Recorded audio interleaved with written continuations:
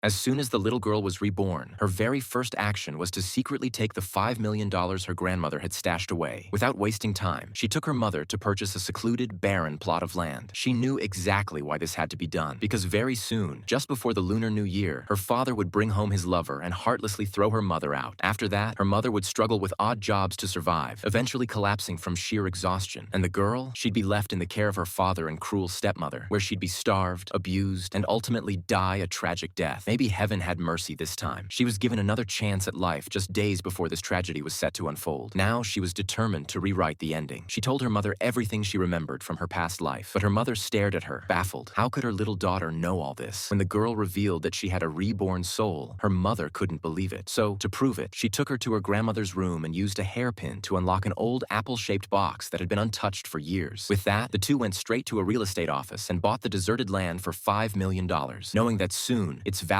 would skyrocket tenfold. Just one day before New Year's Eve, the mother-in-law coldly asked the mother if the holiday meal was ready, like it was some kind of exam. Tears in her voice, the mother replied that her husband had been away on business for several days, and she feared he was seeing someone else, which made her lose the motivation to prepare the festive meal. Instead of comforting her, the mother-in-law just told her to stop overthinking and get cooking. When the mother hoped for a bit of help, the older woman clutched her back and walked away, pretending to be in pain. The mother knew it was a lie, but decided to remain silent. She then asked for some money to buy essentials for the celebration. Reluctantly, the mother-in-law handed her $200, saying she earned it by selling scrap items. Before walking away, she paused for a moment, then returned to her room. Now, the mother finally started to believe her daughter's warning. It was painfully clear that her in-laws saw her only as free labor, and even on New Year's Eve, they had no respect for her. Pretending to be unwell, she suggested they order takeout worth $200, but the mother-in-law rejected the idea, saying restaurant food is unhygienic. She insisted the meal be home-cooked. Fed up, the mother questioned why her sister-in-law couldn't cook. The response came with insult. The sister-in-law had a high-paying job, had given birth to a son on her first try, while she had only produced a daughter after years of marriage. All you're good for is cooking and cleaning, said the mother-in-law bluntly. That was the final straw. The sister-in-law slammed the table and barked, "Know your place and make the food." Silently, the woman approached her and flipped the entire table. Right then, her husband walked in, not alone, but with his lover and their child. Before she could speak, he demanded a divorce. He revealed he had been in a relationship with this woman for 6 years and only kept his wife around to manage household chores. Now that his son was grown, he wanted his wife and daughter gone so they could start fresh. Outraged, the woman found herself alone. No one supported her. Why? Because she had a daughter, not a son. To secure a future for her and her daughter, she agreed to sign the divorce papers in exchange for 1/3 of his property. But the mother-in-law refused, insisting everything should go to her grandson. The husband threatened her with losing custody of her daughter. Cornered, the woman reluctantly signed. With tears in her eyes, she left the house holding her daughter's hand. No sooner had they left, the mother-in-law decided to gift her grandson a red antelope statue. The husband and his mistress were already imagining their new life. But then, the mother-in-law let out a blood-curdling scream. All her savings were gone.